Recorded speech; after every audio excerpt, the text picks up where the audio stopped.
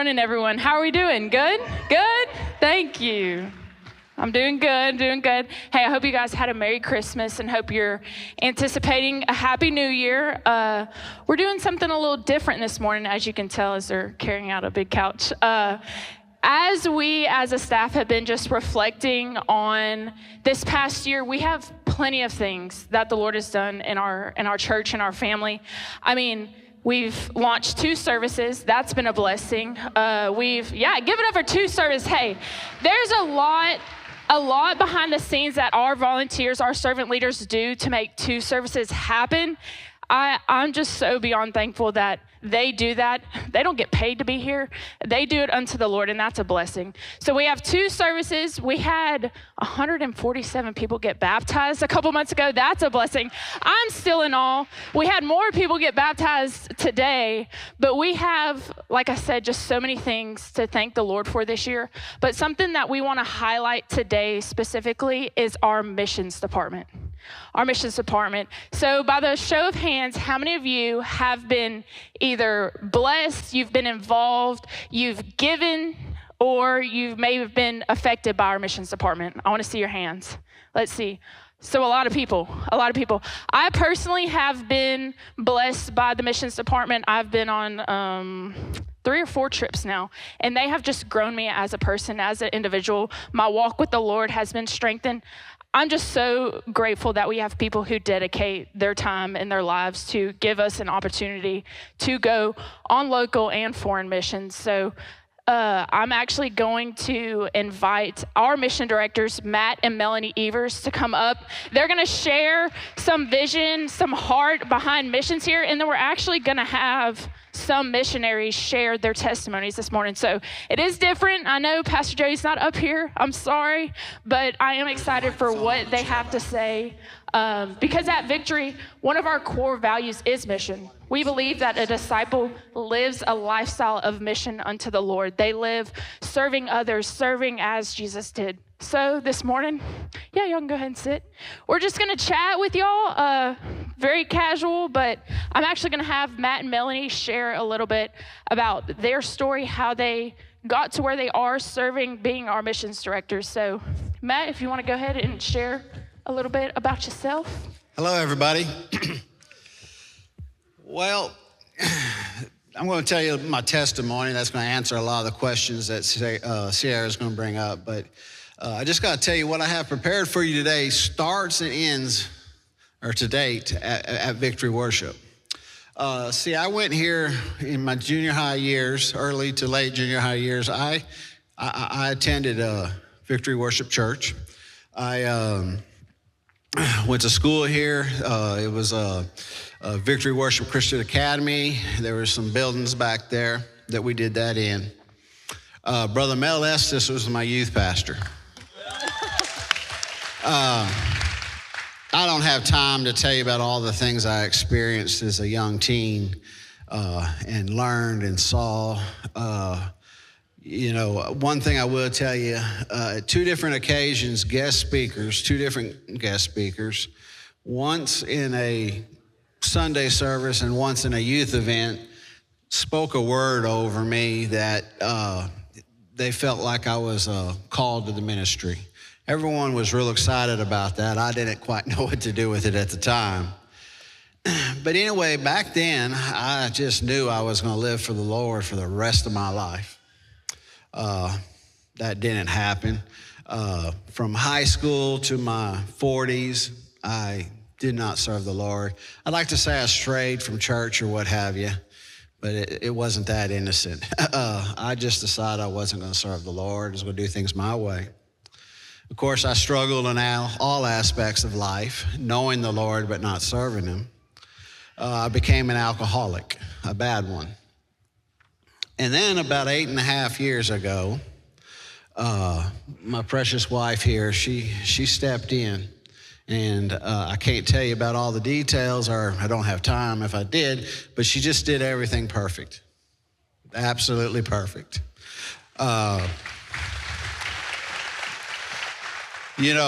Like all husbands, the Lord gave me a wonderful bride. But in that time, 8.5 years ago, it was my wife that the Lord used to save my life and our family. So anyhow, I ended up going to a recovery group that did great things in my life and taught me things and showed me things. It was just amazing. I tell people that the Lord did send me to that recovery group first.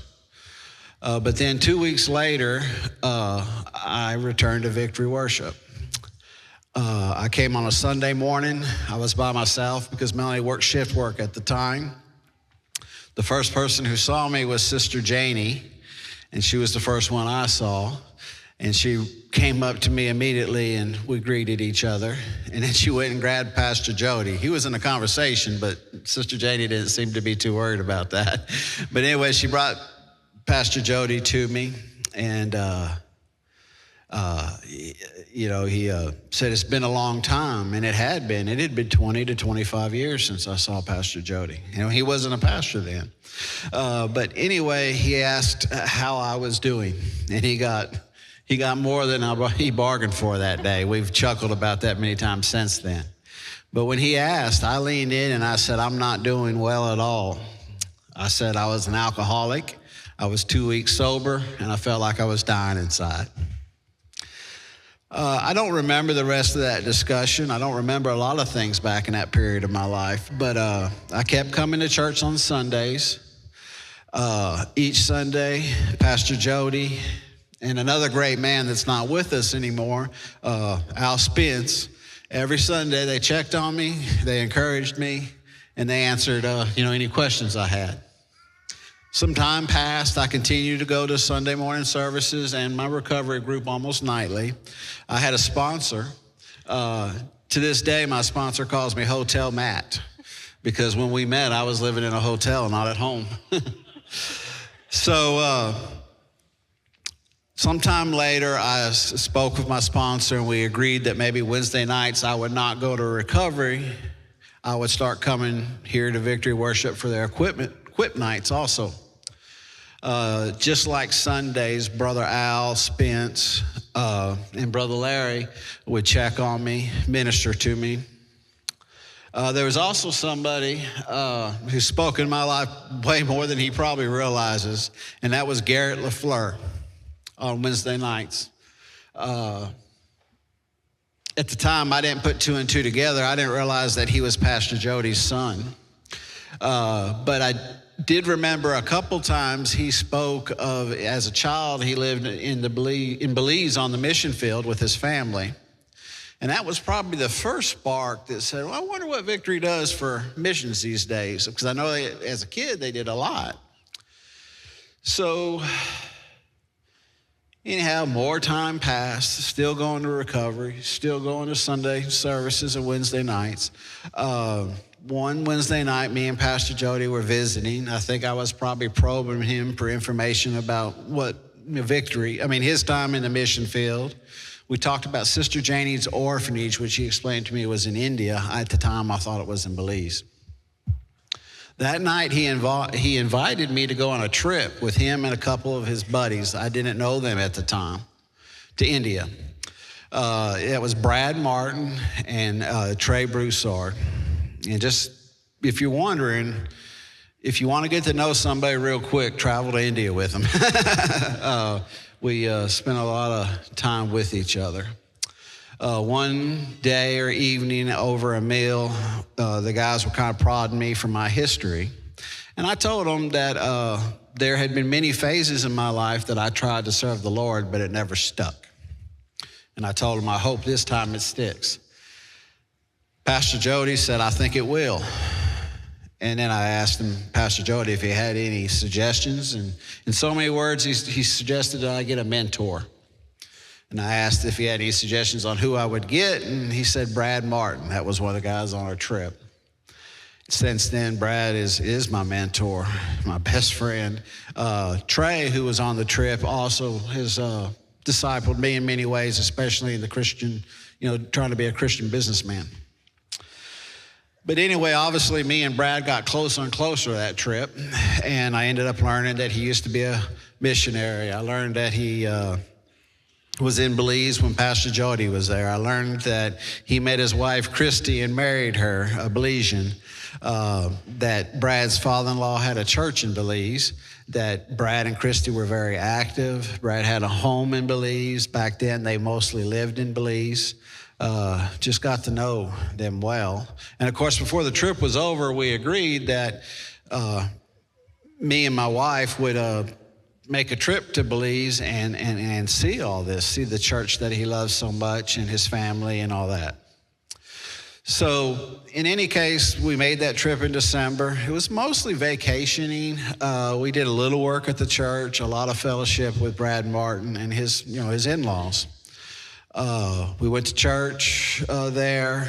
I noticed a building half or partially completed behind it. It was like 6 times bigger than their church. I asked about it, and I was told that they were building it. I could go on, but I'll tell you, they weren't building that church because they had the money. They were building it on faith. And it was a sight to behold, even though it was a 10-year-old project at a standstill. So I'm a plumber. That's what I do for a living. So they had some questions about the bathroom. They showed me the bathroom, the 2 rooms that were going to be the bathrooms. They were very rough concrete. All kinds of smoothing had to be done just to put paint and tile on the walls. Melanie reminded me this morning that one of the toilet pipes had a palm tree growing out of it. So I got the idea, Victory Worship, construction missions trip, come here and finish these bathrooms, it would be great. The idea obviously really stuck because I daydreamed about it all the way home on 2 flights, one of them over the edge of the Caribbean Sea. It was beautiful. But anyhow, I got to kind of blow through this, but it looked like we were going to do a trip to Belize and build the bathrooms. Looked like they might let me go along. Anyhow, it turned out that COVID hit.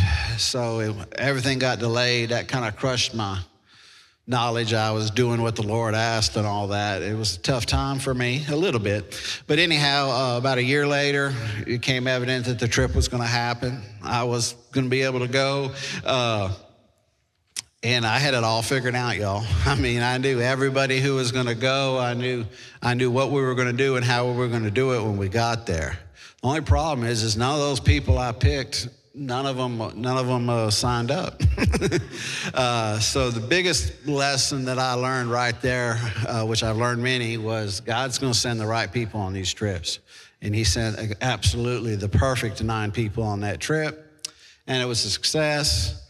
I can go on and on about that trip. If you want to, pull me aside and I'll tell you about it and all the other trips and events that we have done since then. So with all that being said, that's my testimony, and that answers the first question that was suggested that I answer, is that's how I got into missions. Another question that Sierra said she would probably ask me was, what sparked the fire? And for me, a lot of things, but to sum it up, for the first time in my life, I knew what I was called to do. Even though I'm still a plumber, I'm still a husband and a father, I knew that I was called to short-term or multi-vocation missionary work. I just knew it. So that really got the fire going. And then what keeps it going and just keeps getting brighter and brighter is over time, I have learned more specifically what part of missions work I'm supposed to do. It's broad. There's long-term, short-term, foreign, domestic. There's all kinds of types of missions work that you can do. Well, mine is to coordinate and bring people to experience what I have. So another one of your questions was what was my goal? And 2 parts. First, just to keep honing in on what my ministry is and serving God in the way that he intended me. The way he intended for me to serve him. And the second thing is I love Victory Worship, and I want to bring y'all and show y'all what I've experienced. So I'm not begging you to go on a trip, but if I have any influence at all in your lives, every time you hear about one, just pray about it. Just pray And there's nothing wrong to wanting to go and then praying if it's God's will, because that's what happened to me. I wanted to go back to Belize, and I prayed about it, and God made it happen. That's about all I got. Wow. Yes, no, Matt, thank you. Every time I hear that story, I feel like it never gets old. I mean, we just heard it for the 8:30 service, but just sitting here listening to it again, I just hear the kindness of the Lord as you speak, the redemptive work of the Father, the compassion of the Father, but honestly, that the Lord redeemed and restored you, but then it overflows onto so many other people. I know I've been affected by how the Lord restored you, and so many of us have. So thank you. Thank you for what you do, Matt.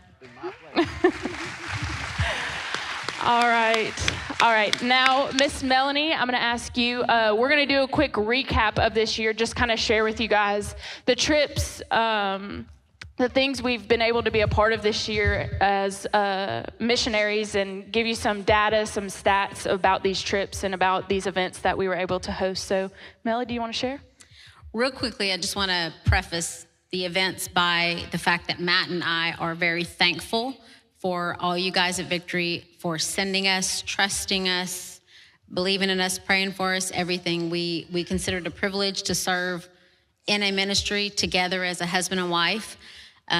Also, one of our passions with missions is the family unit, right? The enemy is after our family, our fathers, our children. So in a lot of these pictures, I want you to pay attention to the generations that are serving together. We have fathers, sons, mothers, sons, husbands, wives, sisters. We had 3 generations, a grandfather, mother, and a daughter on one of our trips. Guys, that's what I'm talking about. We're slapping the enemy in the face. You're not having our family. Yeah.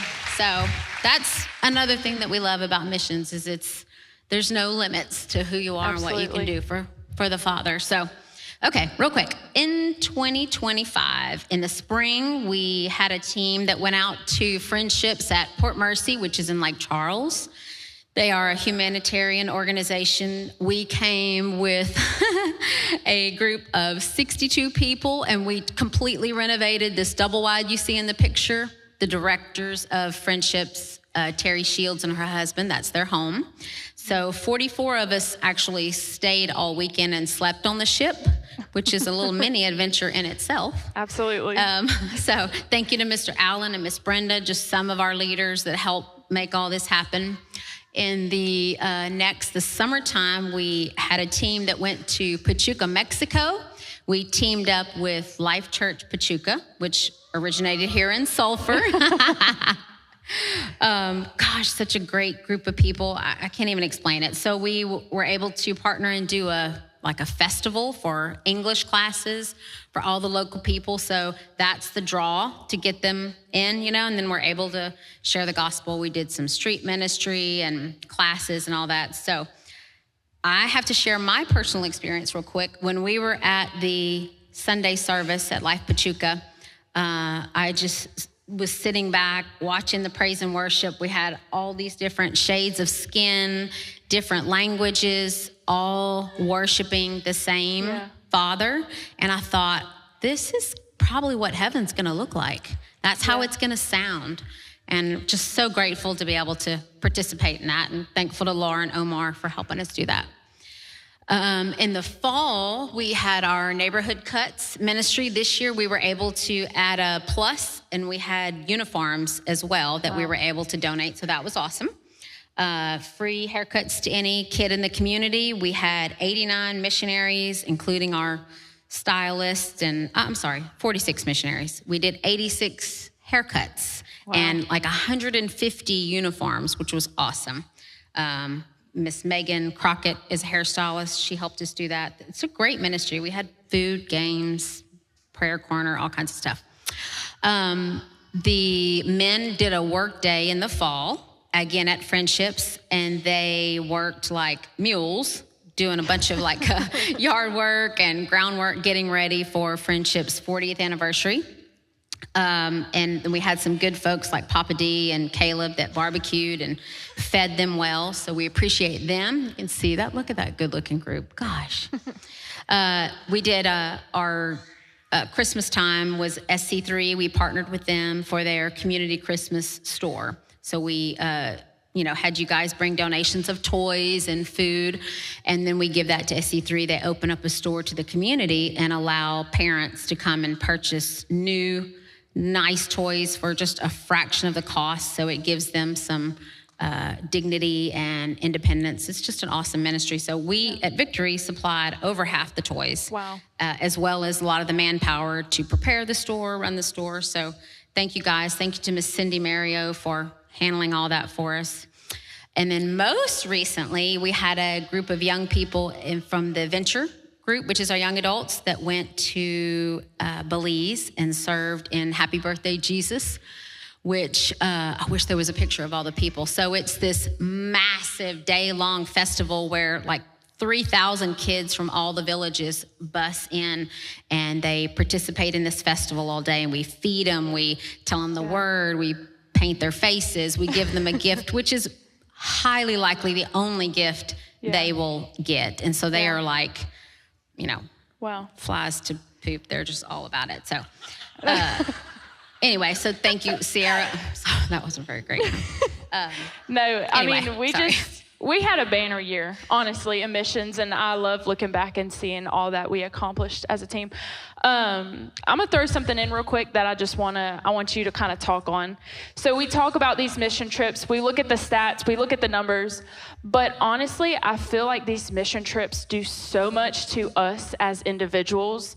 Yes, we're going and serving and we're blessing these people, but honestly, do you want to just share a little bit about what it does to you as a person whenever you're on a mission trip? Yeah. Something we really couldn't get worked in today, which I'm giving God all the glory, but we just had a team go to Belize. And by the way, that's the first time that me and Melanie sent a team. We didn't go with them. So that was a big step in our missions venture. But, a year ago, some other young people, including Sierra, went to Belize. And me and my buddy Brad, we had the honor of baptizing somebody in the Caribbean Sea. That was very special to me. I don't know about everyone else. But, Sorry, I said he's pretty special to me. It was my husband, Caleb, sorry.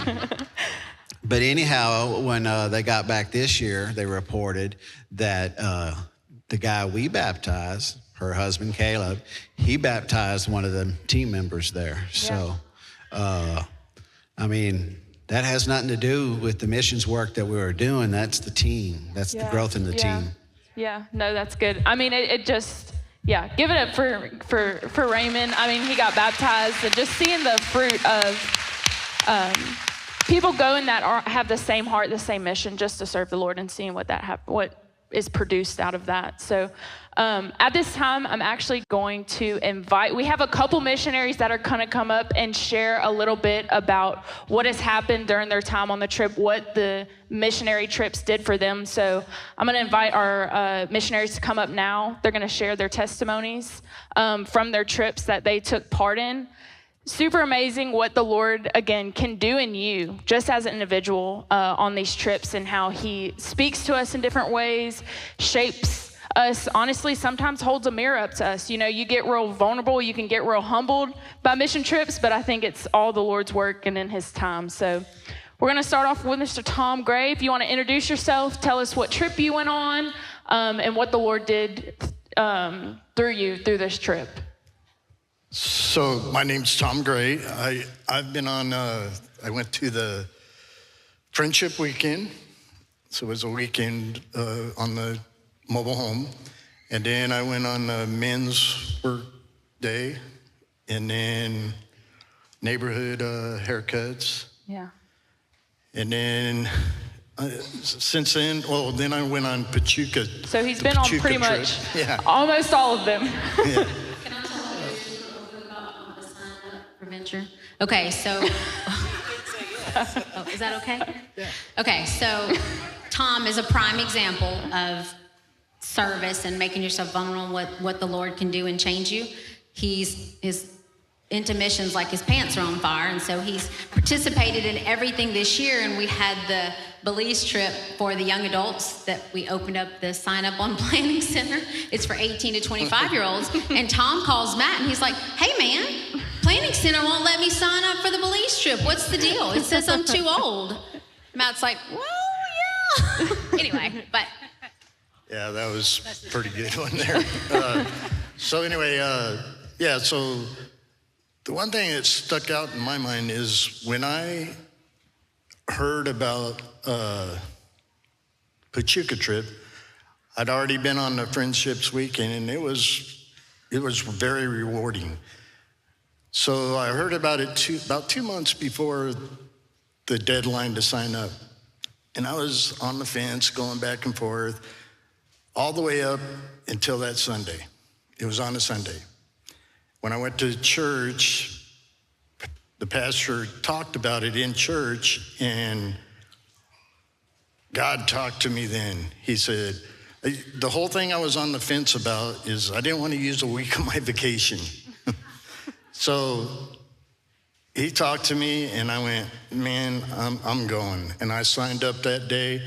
It was the best thing I ever did. It really was. I had the best time ever. It was, I mean, we worked and worked, but it was a good time. It was better than a lot of my vacations. So Wow. the food was excellent. I mean, everything just was great. Wow. I plan on going on many more.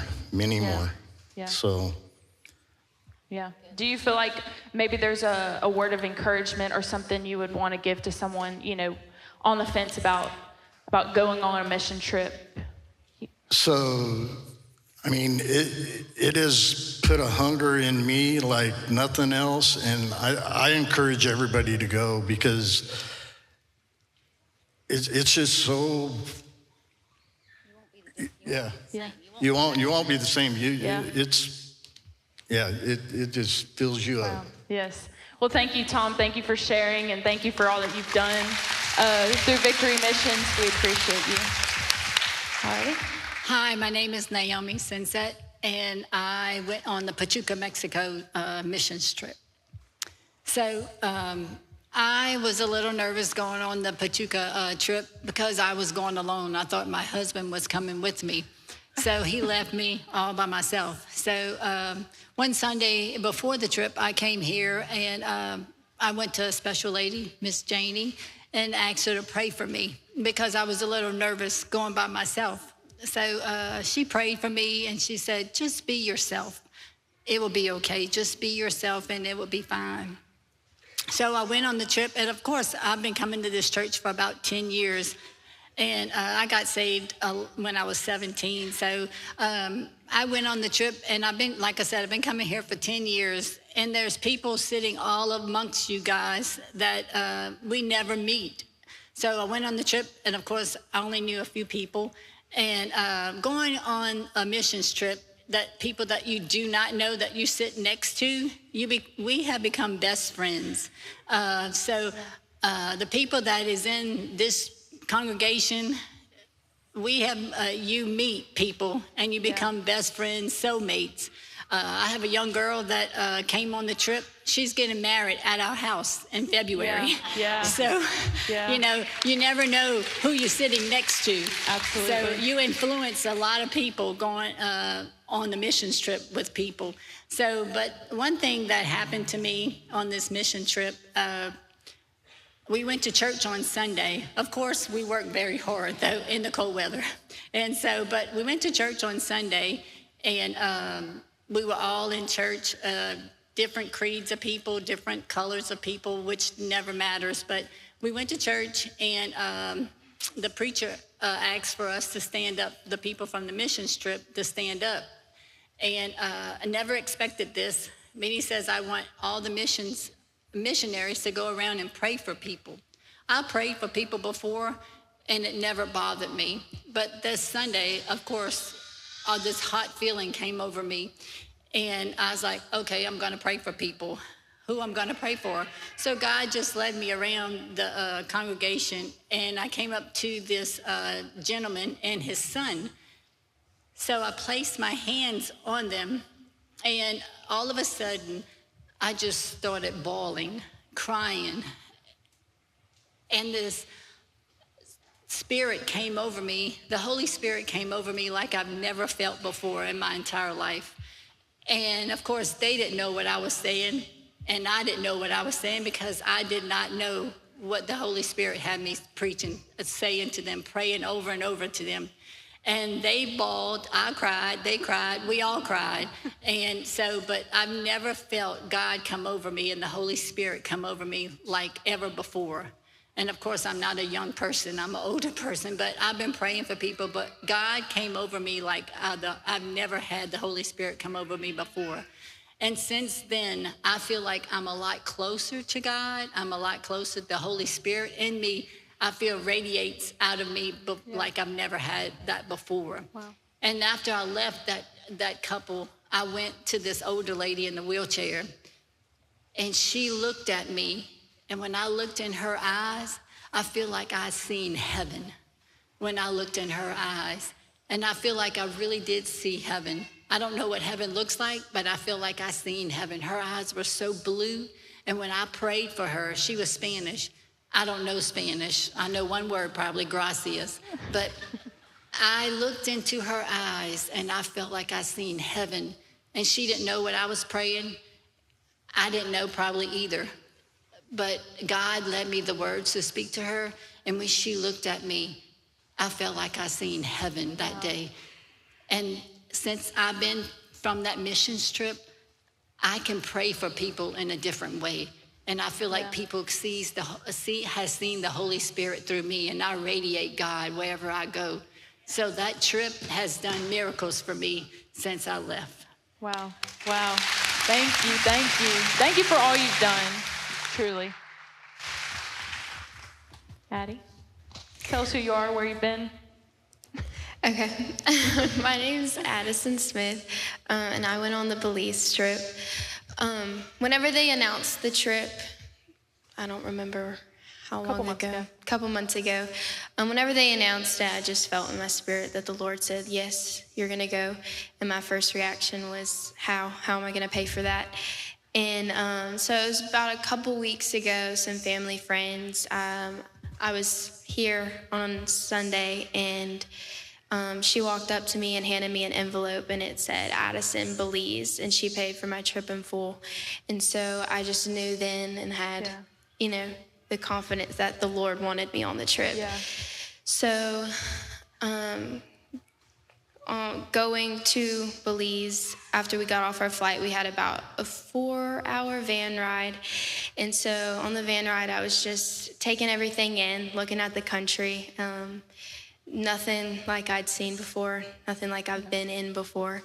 And so whenever we first arrived to the church, I had some feelings that I wasn't expecting to have.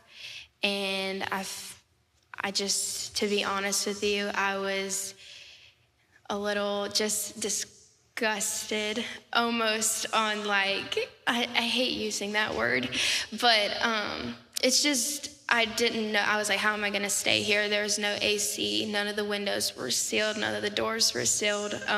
There was bugs. There was no hot water. It was cold showers. And I was just having a lot of privileged thoughts. And so as they were taking us around the church, that disgusted feeling that I had, it just completely flipped, and my heart posture flipped, and I realized I was just disgusted with myself for feeling that way. The facility that we were in was one of the nicest facilities in the area. The people of the church and the youth of the church just value that church. They are there every free moment. The youth there every Saturday taking care of the church, not getting paid for it. They're doing it because that's how much they love their church. And so it was definitely a heart posture change and a check for me, just to be grateful and appreciate what I have, but also, someone's best could be, to just change my perspective on the way I look at everything. Absolutely. Did you want to share any bit about like some of the other things you learned with the Lord through that trip? Just some things that the Lord, I guess, revealed in yourself and helped grow you in. Yeah, so along with just being grateful, I had the privilege to lead worship with one of the youth and another missionary that came and helped us out. Something that was just a lot different was the scheduling. We are here in America, we are on a schedule, and we have a certain amount of time for worship and a certain amount of time for the word, and everything just runs smoothly, and the transitions are smooth, and it's to please us. And whenever we got over there, I'm used to, when I lead worship here, I have Nakota sends out songs on a Tuesday, so we have all week, and we get to lead on a Sunday. I didn't know what I was singing until about 30 minutes before we got up on stage for practice, and Zion, one of the youth, was like, all right, what are we singing? And I'm like, I have no idea. And so I was a little stressed. It was just not what I was used to, but I had to be very flexible with it. But they don't prioritize at all pleasing the people of the church, making it smooth for the church and a good experience for the people of the church. It's all about pleasing the Lord. Yeah. And there's no time limit on anything. Yeah. We sang over about like 10 different parts of 10 different songs in worship, and it just kept going and kept going, and the response was beautiful. And then we had a little bit of time to speak, and then we had response time, and almost every kid in the youth, about 50, 60 of them, almost everyone came up for prayer. And it was just beautiful to see that when you give God the room to move, he's going to move. Yeah. And truly, it was beautiful to see you in the position you were in. That's what it's like to be fully dependent on the Lord. For the transitions, for the timing, all that you did, it was just dependence on the Lord. So beautiful. Well, thank you guys. Thank you so much. Our mission directors, Matt and Mel, thank y'all again just so much. Don't we appreciate them, church? Don't we appreciate all the time, all their effort, all that they do? Thank you. Thank you.